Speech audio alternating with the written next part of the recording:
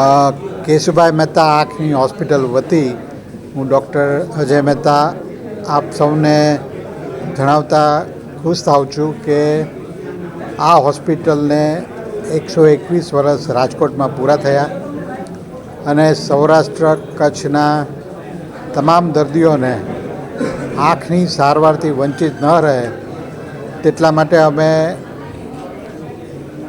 નેત્ર રોગ નિદાન અને સારવાર કેમ્પનું આયોજન ચાલુ કરી રહ્યા છીએ. શરૂઆતમાં 2 કેમ્પ અને પછી રાજકોટ તાલુકામાં, રાજકોટના તમામ તાલુકાઓમાં અને પછી આજુબાજુના જિલ્લાઓમાં પણ આ કેમ્પ કરવામાં આવશે. આ કેમ્પમાં મોતિયાનું ઓપરેશન તથા નેત્રમણી આરોપણ વિનામૂલ્યે કરવામાં આવશે તથા જે દર્દીઓને બેતાલાના ચશ્માની જરૂર હોય તેમને પણ અમે વિનામૂલ્યે આપશું. આના સિવાય કોઈપણ દર્દીને કાંઈ પણ પ્રોબ્લેમ હોય અથવા તેમને તેમનું નામ નોંધાવવું હોય તો નીચે જણાવેલ નંબર ઉપર ફોન કરી અને આપ રજિસ્ટ્રેશન કરાવો છો. અમારી આ યાત્રાનો એક જ એમ છે, એક જ અમારો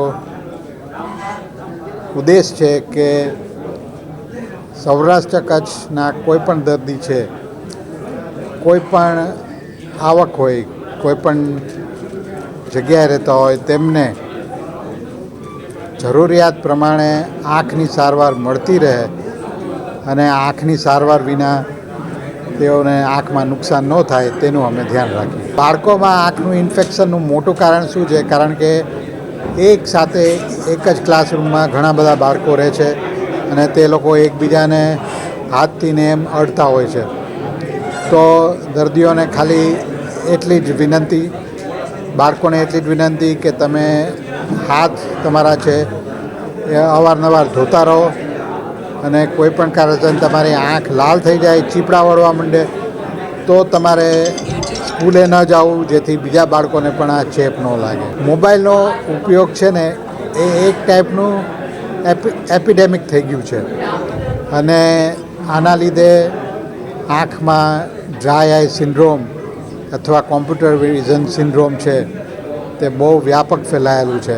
તમે મોબાઈલનો ઉપયોગ કરતા હો તો એટલું યાદ રાખવું કે 20 મિનિટ પછી મોબાઈલ મૂકી અને 20 ફૂટ દૂર 20 સેકન્ડ માટે જોવું, પ્લસ તમારી આંખોને 4-5 વાર પટપટ કરવી. આ રીતના કરશો તો કોમ્પ્યુટર અને મોબાઈલથી દ્રષ્ટિને નુકસાન, આંખોને નુકસાન સાવ ઓછું થઈ જશે.